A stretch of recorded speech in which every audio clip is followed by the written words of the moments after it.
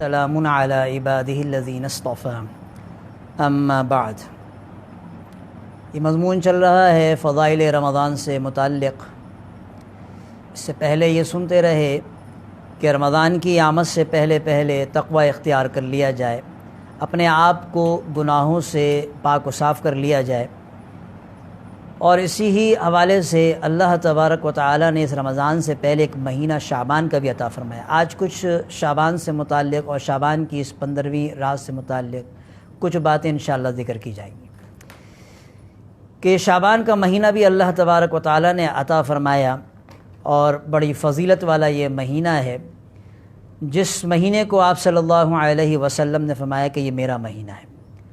اور مختلف روایات سے یہ بات بھی سامنے ہے کہ آپ صلی اللہ علیہ وسلم اس مہینے میں زیادہ روزے رکھا کرتے تھے۔ اس مہینے کے اندر ایک رات ایسی بھی آتی ہے جس کو لیلۃ البرات بھی کہا جاتا ہے، شب برات کہا جاتا ہے۔ اس رات کی بھی اپنی جگہ فضیلت ہے اور اس کے دن کی بھی اپنی جگہ فضیلت ہے۔ ہمارے یہاں بعض لوگ افراط و تفرید کا شکار ہو جاتے ہیں، یا تو بعض بالکل ہی انکار کر دیتے ہیں اس رات کی فضیلت کا، یا بعض اس کو بالکل فرض اور واجب کے درجے میں لے جاتے ہیں، جبکہ ایسا نہیں ہے۔ اعتدال والا راستہ اختیار کرنا چاہیے۔ اس کی روایات ثابت بھی ہیں، صحابہ سے تواتر کے ساتھ چلی آئی ہیں، اس لیے ان کے اندر عمل بھی ہو سکتا ہے، اور اگر ضعیف احادیث بھی ہیں تو فضائل کے اندر ضعیف احادیث پر بھی عمل ہو جاتا ہے۔ اور بعض جہلا نے بہت آگے تک اس کو لے گئے ہیں، تو ایسا بھی نہیں، جو رسومات اس مہینے کے اندر شروع ہو گئیں تو ایسا بھی نہیں۔ تو اس مہینے کے اندر یہ جو رات دی گئی ہے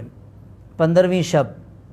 اس کے اندر بھی گناہوں کی معافی کا ذکر کیا گیا کہ اپنے آپ کو گناہ سے معاف کرا لو، توبہ استغفار کر لو، پاک و صاف کر لو، اور یہ مہینہ ایک طریقے سے رمضان کا مقدمہ ہے، تاکہ اس مہینے کے آنے سے پہلے یہ جو رات اللہ نے دی، اس رات میں خوب توبہ استغفار کر کے، شب بیداری کر کے اللہ تعالیٰ کے سامنے رو، گڑ گڑاؤ، نوافل پڑھو، اور اگلے دن روزہ بھی رکھ لو، تاکہ آئندہ رمضان کے اندر تمہیں جو ہے وہ آسانی ہو جائے۔ اس رات کو لیلۃ البرات بھی کہا جاتا ہے، یعنی دوزخ سے نجات کی رات۔ اس کے متعلق کچھ روایات ہیں۔ ایک روایت تو اس کے متعلق یوں ہے کہ جناب رسول اللہ صلی اللہ علیہ وسلم ارشاد فرماتے ہیں کہ مجھے جبرائیل علیہ السلام نے آ کر یہ بشارت سنائی کہ یہ شعبان کی 15ویں شب ہے، اس رات میں اللہ تعالیٰ قبیلہ بنو کلب کی بکریوں کے بالوں کے برابر لوگوں کو دوزخ سے آزاد کرتے ہیں۔ اور ایک جگہ روایت یوں بھی ہے کہ آپ نے فرمایا کہ اللہ تعالیٰ شعبان کی 15ویں شب کو آسمان دنیا پر نزول فرماتے ہیں، اور قبیلہ بنو کلب کی بکریوں کے بالوں کی تعداد سے زیادہ گناہگاروں کی بخشش فرماتے ہیں۔ اور یوں بھی روایت ہے کہ جب شعبان کی 15ویں شب آتی ہے تو اللہ تعالیٰ کی طرف سے ایک منادی اعلان کرتا ہے کہ بخشش کا طلبگار، کہ ہے کوئی ایسا جس کو میں بخش دوں، ہے کوئی سائل جو سوال کرے اور میں اس کے سوال کو جو ہے وہ پورا کروں۔ اسی طرح سے یہ منادی جو ہے وہ اعلان کرتا رہتا ہے غروب آفتاب سے صبح صادق تک، کہ ہے کوئی مبتلا مصیبت کہ میں اس کی مصیبت کو دور کروں۔ اللہ تعالیٰ کی طرف سے مسلسل جو ہے یہ اعلان ہو رہا ہوتا ہے۔ اسی طرح سے حضرت عائشہ صدیقہ رضی اللہ تعالی عنہا کی روایت ہے، آپ فرماتی ہیں کہ آپ صلی اللہ علیہ وسلم نے فرمایا ہے، کیا تمہیں معلوم ہے کہ شعبان کی اس 15ویں شب میں کیا ہوتا ہے؟ انہوں نے دریافت کیا کہ یا رسول اللہ صلی اللہ علیہ وسلم، آپ ہی بتائیے کہ کیا ہوتا ہے؟ تو آپ نے بتلایا کہ اس رات میں یہ ہوتا ہے کہ اس سال میں جتنے پیدا ہونے والے ہیں وہ سب لکھ دیے جاتے ہیں، اور جتنے اس سال میں مرنے والے ہیں وہ سب بھی اس رات میں لکھ لیے جاتے ہیں، اور اس رات میں سب بندوں کے اعمال سارے کے سارے جو ہے وہ اٹھائے جاتے ہیں، اور اسی رات میں لوگوں کی مقرر روزی اترتی ہے۔ تو علماء نے اس کی تفسیر یوں لکھی ہے کہ اللہ تبارک و تعالیٰ نے تو اس کو لکھ رکھا ہے، لیکن فرشتوں کے حوالے کر دیا جاتا ہے۔ اب ایک دو ہی چیز کے اندر جو ثابت ہوئی، ایک تو رات کی فضیلت ہے کہ جتنی طاقت اور قوت ہے شب بیداری کر لی جائے، عبادت کیا جائے، عبادت شب بیداری عبادت کی جائے، کہ نوافل پڑھ لی جائے، تلاوت کی جائے، دعائیں کی جائیں، اللہ تعالیٰ کے سامنے روئیں، گڑگڑائیں، تاکہ جو رمضان آ رہا ہے آگے، ہم اللہ تعالیٰ کے ساتھ جو تعلق قائم کرنا چاہتے ہیں وہ بالکل پاک و صاف ہو کر تعلق قائم ہو جائے، کیونکہ اللہ تعالیٰ کے ساتھ تعلق ناپاکی کے ساتھ نہیں ہوتا۔ اللہ تعالیٰ کے ساتھ تعلق پاکی کے ساتھ ہوتا ہے، تو یہ رات بھی اللہ تعالیٰ نے دے دی کہ اس رات کے اندر ہم اپنے آپ کو پاک و صاف کر لیں۔ اسی لیے اس رات کے حوالے سے یہ بات بھی ہے کہ ایسی زبردست رات کہ جس میں قبیلہ بنو کلب کی بکریوں کے بالوں کے برابر مغفرت ہو رہی ہے، یعنی مغفرت عام ہے، اور اللہ تعالیٰ کی طرف سے اعلان بھی ہو رہا ہے کہ آؤ مجھ سے مانگو میں دوں گا، توبہ کرو میں معاف کروں گا۔ لیکن ایسی رات میں بھی چند قسم کے لوگوں کی مغفرت نہیں ہوتی، اس میں مشرک بھی ہے، جادو کرنے والا ہے، سفلی کرنے والا ہے، کاہن ہے، نجومی ہے، ان کی مغفرت نہیں ہوتی، شراب کا عادی ہے، ماں باپ کا نافرمان ہے، اس کی مغفرت نہیں ہوتی، اسی طرح سے کینہ رکھنے والے ان کی مغفرت نہیں ہوتی، اسی طرح سے جو ہے وہ ٹخنے چھپانے والے مرد ان کی مغفرت نہیں ہوتی۔ تو علماء نے لکھا ہے اس سے یہ معلوم ہوا کہ گناہ کبیرہ کے اندر جو لوگ پڑے ہوئے ہوں اور یہ رات گزر جائے، گناہ کبیرہ کے اندر پڑے ہوئے ہوں اور یہ رات گزر جائے، اس میں گناہ کبیرہ کو چھوڑیں نہیں، اور جو گزشتہ گناہ ہو گئے اس پہ معافی نہ چاہیں اللہ تعالیٰ سے، تو پھر تو وہ محروم رہے۔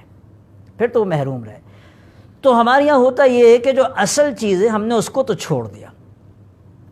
کہ جو گناہ کا ذکر ہے کہ ان گناہ سے معافی بھی نہیں چاہتے، ان گناہ کو چھوڑتے بھی نہیں، اور بہت سے رسومات جو ان چل پڑی ہیں ان راتوں کے اندر اس کو لے لیا، جس کے اندر ایک آتش بازی بھی ہے اور اسی طرح سے حلوے وغیرہ بنانے بھی ہیں، یہ سب اپنے اپنے طور پہ بنا لیا، کہیں سے کوئی ثابت نہیں ہے، کہیں سے کوئی ایسی چیز ثابت نہیں ہے۔ بعض لوگ کہتے ہیں کہ آپ صلی اللہ علیہ وسلم کے دندان مبارک جو ہے وہ شہید ہوئے تھے غزوہ احد کے اندر، تو آپ نے کچھ میٹھا کھایا تھا، تو اس حوالے سے بھی یہی ہے کہ وہ تو غزوہ احد شوال کے مہینے میں ہوئی تھی، شعبان میں تو ہوئی نہیں تھی۔ تو یہ بھی پتہ نہیں کہاں سے روایت لوگوں نے لی ہے اور اپنے طور پہ وہ بناتے ہیں، صرف کھانے پینے کا سلسلہ رکھا ہوا ہے، جبکہ کہیں سے کوئی ثابت نہیں ہے۔ بس یہی ایک ثابت ہوا کہ ایک تو رات کا جاگنا ہوا، اور وہ بھی اتنا ہی جاگنا جتنی عبادت کر سکتے، کیونکہ جاگنا بھی مختلف قسم کا ہوتا ہے۔ بعض لوگ اس راتوں میں جاگتے تو ہیں،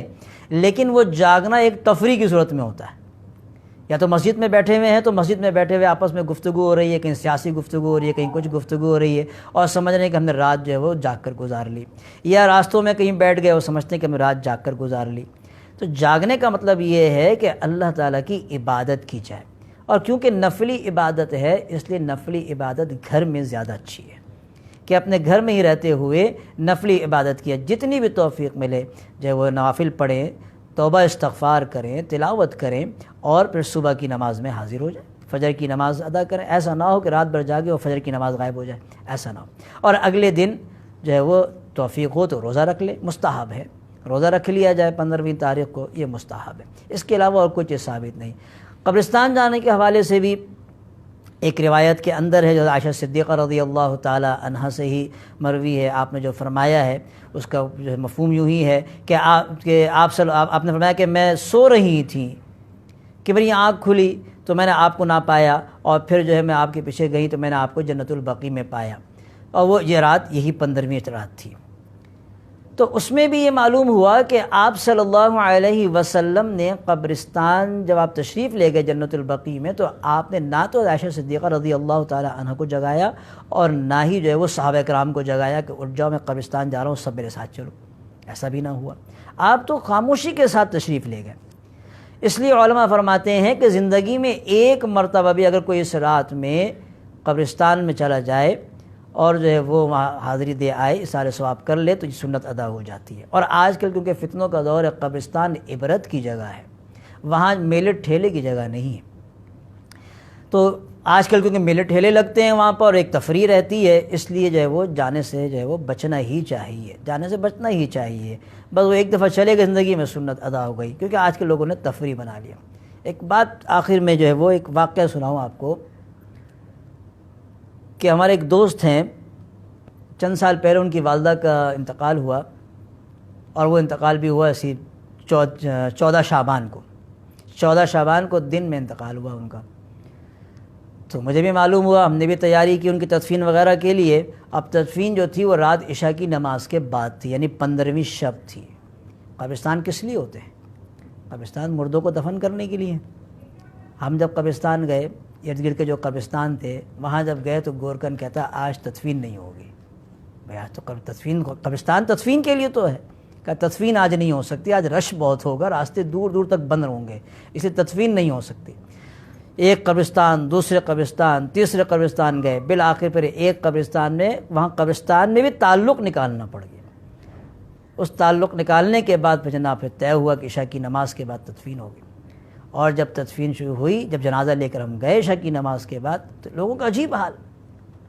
عجیب حال ہے لوگوں کا قبرستان کے اندر. ایک تو خوب چراغاں ہوتا ہے, اور پھر اس پہ جو ہے وہ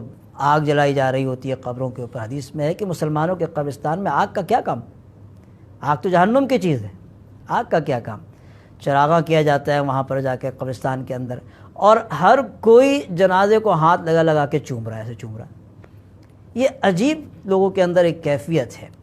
یہ رسومات چل پڑی ہیں, جو اصل چیز ہے اس کو لوگوں نے چھوڑ دیا. تو آج کی رات جو بڑی برکت والی رات ہے, تو اس برکت والی رات میں جو چیز ثابت ہے وہ ایک تو یہ رات کا جاگنا ہے, وہ بھی جتنی حسب توفیق ہو اور عبادت کے ساتھ. اور اگلے دن کا روزہ جو اللہ تعالیٰ توفیق دیں تو مستحب ہے, وہ روزہ رکھ لیا جائے. باقی جتنی بھی تمام باتیں ہیں اور جو چیز لوگوں نے پھیلائی ہوئی ہیں, وہ سب کے سب جو ہے وہ سب رسومات میں سے اور خرافات میں سے ہیں. اس کا چھوڑنا ضروری ہے. ہم کہتے ہیں کہ ہم نے اپنے بڑوں کو ایسے کرتے ہوئے دیکھا, تو یہ تو مشرک بھی کہا کرتے تھے کہ ہم تو اپنے بڑوں کو ایسا کرتے ہوئے دیکھتے ہوئے آ رہے ہیں. اور بدعت شروع ہی ایسی ہوتی ہے, برائیاں اور جو ہے وہ رسومات شروع ہی ایسی ہوتی ہیں. آج ہم نے کہا کہ ہم کرنے میں کیا مذائقہ ہے, تو آئندہ آنے والے کہیں گے جب کرنا ہی ضروری ہے,